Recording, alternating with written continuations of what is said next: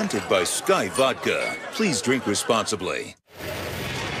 Pardon the interruption, but I'm Mike Wilbon. Police arrested a bank robber after finding him hiding in a porta potty. I'm Tony Kornheiser. I wasn't hiding. I was doing my business. Okay.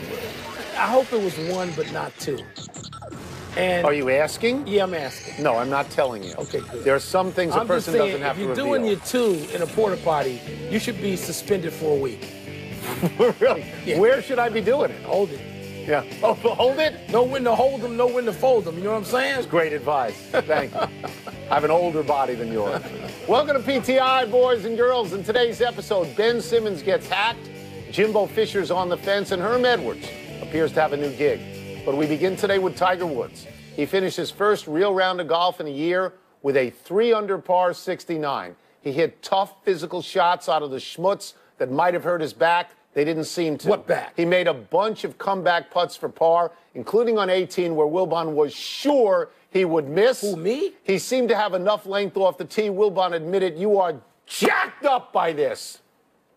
I'm a little less excited than you are. I'm a little bit less. This was fun. I'm going to make an admission now. I shouldn't admit this.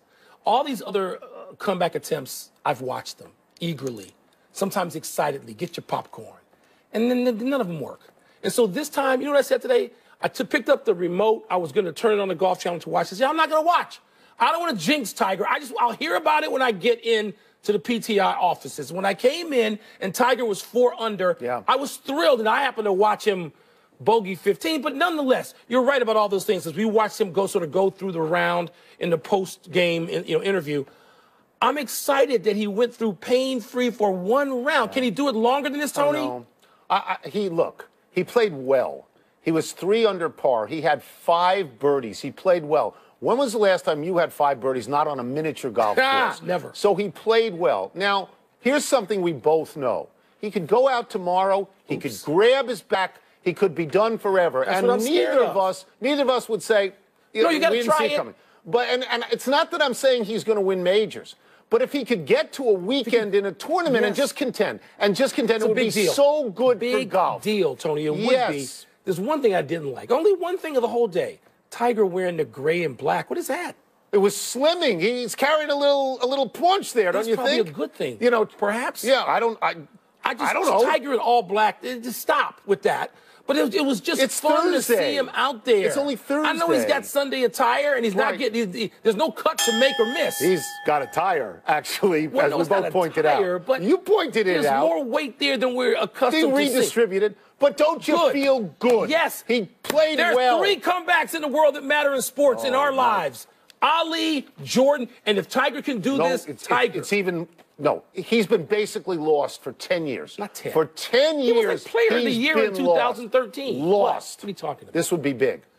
Compelling story out of Philly last night that fascinates me and infuriates you. The Wizards found themselves down 20 quick. And in order to get back, Scott Brooks had his team intentionally foul Ben Simmons over and over and over again. How many times? Simmons set a league record for foul shots in the 4th quarter. It worked to a degree. The Wizards got to within 3 before losing. Tone, why are you so angry? What'd you think of it? I hated it. Adam Silver, the commissioner of the NBA, was at that game. And if he were living and breathing, he would have hated it too. The bottom line on all sports is they are entertainment. This is not entertaining. This is a Wednesday game in the first month of the season, and some genius decides to send Ben Simmons to the line for 24 shots in an endless 4th quarter because he thinks he's Red Auerbach. Mike, no, it's within the rules, but it was awful. Timeout.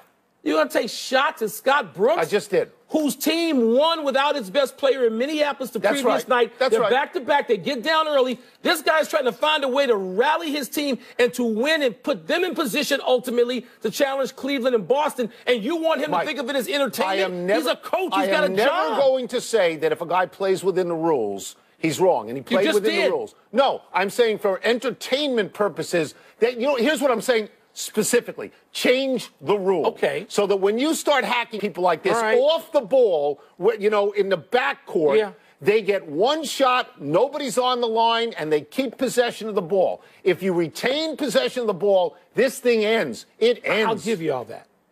Ben Simmons, by the way, this is not a situation like Wilt or Dwight Howard or Shaq. He can get better. He was shooting 49%, I think, earlier this week. He's up to 54% from the line. Ben Simmons has got to shoot 75% from the line as a guy with the ball. Because he's great at everything else. Didn't you get some pleasure out of watching Simmons and Embiid last night? Embiid had an enormous Didn't they both go over 30? They were great. By the way, if they're healthy, within 1 year, not within 3, within 1 year, they're going to be a huge force in the league. But this isn't this. It may be the way you strategize to win. Other teams do this now when they follow Scotty Brooks' lead, or you think it's a one-off? No, I hope they change the rule immediately. Bad rule. Adam Silver, let's go. The Oklahoma City Thunder lost again last night, their 12th loss in their 20 games. They lost by 13 points to the 9-13 Orlando Magic after losing by 16 points to the 5-17 Dallas Mavericks. After acquiring Paul George and Carmelo Anthony, Oklahoma City is the most disappointing team in the NBA so far. The MVP, Russell Westbrook, is taking it on himself. Westbrook said, quote, "I take ownership of everything that's going on because I've been here. It starts with me, and we're going to turn this thing around," unquote. Wilbon, is it really on Russell Westbrook? No, but that's what your best player and your MVP has to do. And I didn't like the grouping of these players. I didn't like the dynamic, the personalities, the sort of skill sets being all lumped together on one team when they made the deals. I didn't. Having said that, Russell Westbrook is trying everything he can. I'm watching a lot of these games with him. I'm fascinated by them as a group in terms of the dynamic. Russell Westbrook has reduced his shots. At one point, it was from 24 per game down to 17, and the others are both getting about 17 a game. I mean, he has been unselfish. He's been a leader. He's tried lots of different things. I think that to talk about good coaches, I think Billy Donovan and Russell Westbrook will put their heads together and figure out what to do. But, Tony, it's going to be a struggle. It's going to be a struggle. Not on Westbrook only. I don't believe that. My sense of this is that you can't put Paul George out there in a late-game must situation because you know his history. When he's out there and Westbrook isn't out there, the team is a disaster. Carmelo Anthony is shooting barely 42%, which is his best days are behind him. Right. So I will absolve Westbrook of much of this, but there's a but here, and it's a very large but.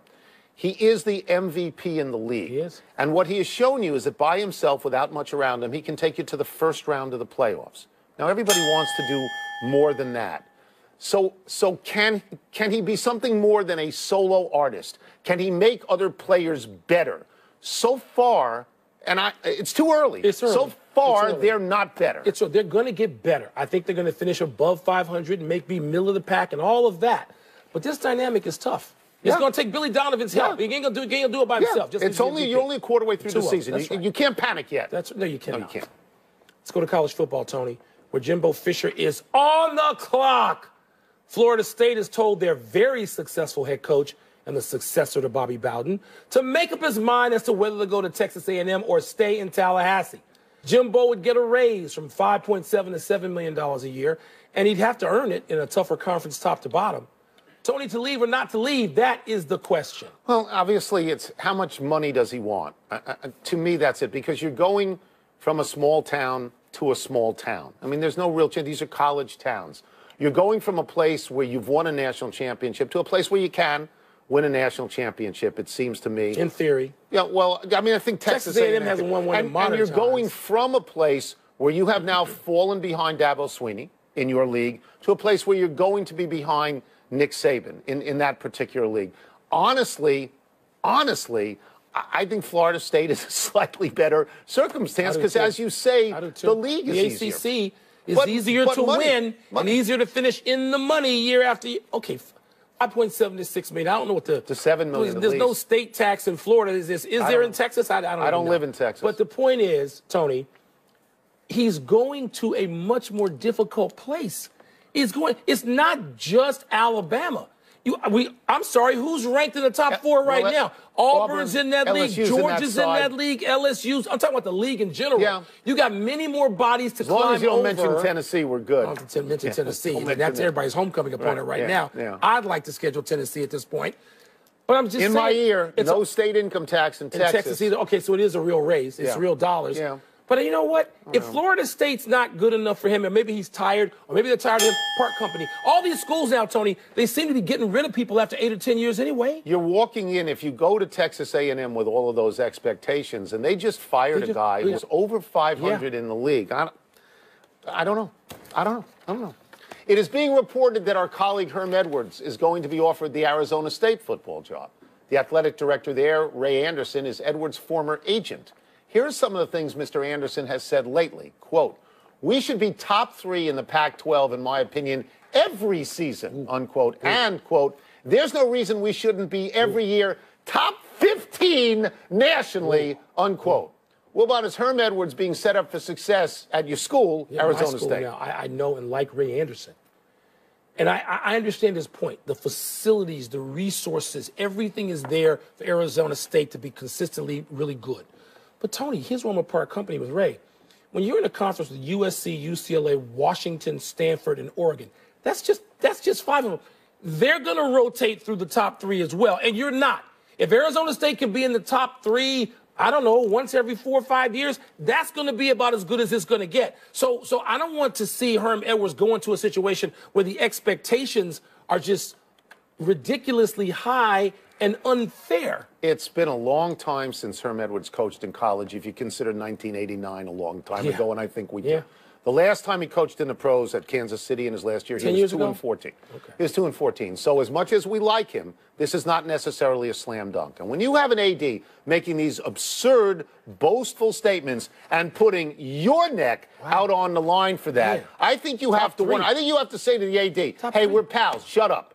Well, because we can't have it. And by the way, they're not doing that out there either. Look, Arizona State's fan base is not Nebraska or Tennessee or Florida or Alabama. They like a good team, but don't Did you see the guy they fired? Todd Graham was 6-3 in the conference. He beat Washington when Washington was number 5. Two of the teams he lost to were Stanford and USC. Everybody thinks it's their birthright to win a national championship. You firing that guy for? Let's take a break. Coming up, should Eli Manning get himself out of New York? We're going to ask Steve Young what he would do. Herm, it's fun out there in the desert. Come on out now.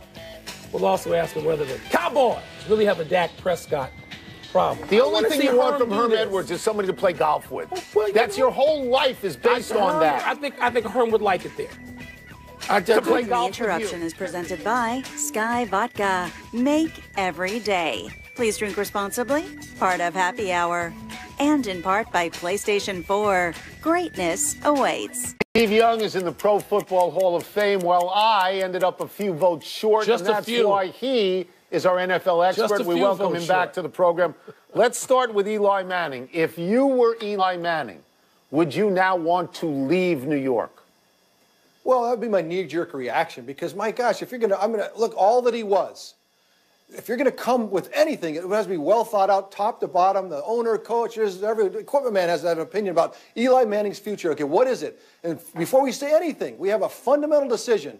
He's in or he's out. And if the stake's in the ground that he's out, then let's go iterate with Eli, try to figure it out. What's the best way to handle it? How do we do it? Make him a partner in it.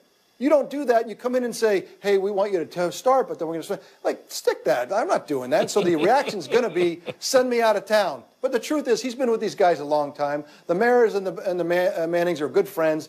They can have these mistakes and overcome them. It's just a matter now let's see what the real story is. And how they deal with Eli in the future here is going to make a big, say a lot for how Eli's going to feel about staying or going. Steve, you've been where Eli is now. When you look at him, can he still play at a high enough level to justify all this drama? Eli needs a lot of help around him. A guy that's got a great offensive line, some great weapons, a good solid defense, owns the line of scrimmage. I think he still has enough to go do what he's done before, but without all of that in place, it's really the guardrails are super tight, and it exposes it and makes it really difficult. So I think, at the Giants as constituted today, no. Let's go south a few miles and talk about Sean McVay, south of where you are. He's getting to the Rams to the line so quickly so that he can call the audible in those final few seconds. I mean, let's go back to your playing days. Would you have wanted whoever it was in your ear, it wasn't Bill Walsh, whoever was calling the plays, to be in your ear calling the audible instead of you? Maybe as a rookie, Yeah, I wouldn't mind, hey, I see 40 guys, coach. What am I doing? You know, it's like I think that there's something to that, and they're gonna have to get out of that soon. I mean, defense is hearing that. They'll screw around with that and wait for the coach, because once the quarterback can't switch it, they're waiting for the coach to do it, and then he switches it. They know that the whole team's committed. And so now you can really play with that. That knowledge is going to cause them to probably get off of that pretty quickly. But as a young player, to hear the coach say, hey, look, get to that defense, get to that offense, get to that play, yeah, you know, I mean, especially when you're first year with full starting, I don't mind it. Now, look, if you play a little while, the last thing I want to hear is the coach. Like, dude, you need to just stay out of this. I got this covered. I actually don't want to hear from you for a while. Washington at Dallas tonight, Steve. Do the Cowboys have any sort of real issue with Dak Prescott, or is this just not a good year for the whole team? It's not about being a bad year. We knew that Dak last year was protected by the best offensive line in football. Great runner, stingy defense. All that leads to being able to put the ball in his belly, pull it back out, and people are open. And Dak's good enough. Colin Kaepernick was good enough in 2012 with the 49ers. Young quarterbacks that know what they're doing. They can come off of play fakes, have some space, and not asked to carry all the water. Now, so all of a sudden, you have to do the Drew Brees, the Tom Brady, the Aaron Rodgers, where the team, there's nothing else. It's up to you. Well, now he's a second-year player that's still learning the game. And so, to me, that's very natural. Some of this is pressing. You can see him saying, I've got to put the Superman cape on. And when you do that, you don't have a lot of help. Then you make big mistakes. So it's not about Dak Prescott. He's right where he probably should be as a second-year player. It's really about the rally of the Cowboys. How many teams do you see, the Seahawks, the Patriots, Team Denver will do it. Like, they have an injury and they respond. The Packers in the Super Bowl year, when they had all those injuries, they rally and they go to the Super Bowl. What about the Cowboys? Where's the rally factor when Tony Romo's hurt? It seems like they don't rally when they have some things go against them. So I think that's the biggest issue rather than Dak Prescott. We will get you out of here on this, and this is your own personal rally. Millions of Americans saw you bite the head off a fish last week. Was it easier or harder than you thought? Look, the captain of the deadliest catch, the vessel, he was a 49er fan. And he's like, we do this thing where we bite the head off for good luck because we're headed off in the Arctic, maybe not coming home. And he says, would you do that for me to support our next voyage, give us good luck? I love the 49ers. It'd be like what I like. But your question, Tony, it's harder than it looks. I'll tell you that right now. I had to rally myself to try to get it done, or else I would have been on TV for half an hour trying to get it. Whatever. I just tried to explain myself because my mother was wondering about it. As always, thank you so much for discussing your trials and tribulations with us. Thank you, Steve. You saved the crew. They're coming back now. Good to be with you. Let's take one last break. Now, right? All the luck. Tennessee gets turned down by another coach. Where should that school turn now? Get Steve Young. Yeah, stay the coach. Why would he coach Tennessee? He can do it better than anybody they got coming in there. Why would he coach Tennessee exactly? J-Lo believes the Yankees should hire A-Rod to be their manager. If A-Rod can manage, Steve Young can coach. Can A-Rod manage? I don't know. Right. I like that, though. We don't know. I like both of those things. Steve might not. Why would he spend his life in Knoxville exactly? He would. Please drink responsibly. Part of Happy Hour. Happy time, people. Happy 25th birthday, Braxton Miller. The former Ohio State quarterback became a receiver his last year in college and is now a receiver with the Houston Texans. The current Ohio State quarterback, J.T. Barrett, underwent what is being called minor surgery on his knee on Sunday and is expected to play in the Big Ten championship game in 2 days. That's what we call a Reggie White recovery. I mean, that's pretty quick. I know modern medicine and all, but man. You've had surgery on your knee. I'm still trying to get over it. You can't even put the tee in the ground without waiting 3 hours. Somebody to do that for me. Now, right alongside Doug Flutie's Hail Mary. I went to that one. Didn't you think he was out of bounds, though, on the left sideline? It's I think it's more amazing even than Flutie's. Happy trails to the Tennessee gig for Dave Doran. The North Carolina State head coach became the latest candidate to turn down the Volunteers' vacancy this week after the mob mentality in Knoxville put the kibosh on the Greg Schiano deal. So there's David Cutcliffe, Mike Gundy, Jeff Brom, and now this guy to tell Tennessee to eat it. Current reports have Tennessee interested in Kevin Sumlin. Don't do it. Recently canned at Texas A&M. Don't do it, Coach Sumlin. Wilbon, how can you go to work for an AD that you have to assume is going to be fired? I love that Tennessee is now going door to door with a cup begging people to take their job. Please come coach at Knoxville. Are you kidding me? No errors today. Let's go to the big finish. The Let's do it. Warriors beat Lonzo and the Lakers in overtime. Your biggest takeaway? Brandon Ingram. He had a career-high 32, Tony. He's terrific. You know, you put LeBron next to... Okay. Josh Gordon's going to start for the Brownies on Sunday against the Chargers. Your expectation? I just wish him well. He's going through addiction. Yeah. The fact that he's back on the field, that's the triumph. Everything else is gravy at that point. The NFL officially pledged $89 million to aid the causes of protesting players. Will that end the protests? No, all the players are not together on this, and they shouldn't be. People have to understand these complex situations individually and differently. J-Lo tweeted the Yanks should hire A-Rod as manager. I love this, but is it a good idea? I don't know. Maybe. He's very persuasive on TV. He would have a chance to rewrite his own personal history really if he did would. well. I love this idea. Last one, the World Cup draws tomorrow. I know you're excited. With no U.S. in it? I'm not watching that. I know it's one of the big draws in television. You watching? No, of course not. We're out of time. We'll try and do better the next time. I'm Tony Kornheiser. I'm Mike Lobon. Same time tomorrow, Knuckleheads. You can get us on the podcast on the app or Apple Podcasts. Millions and millions and millions will watch Us.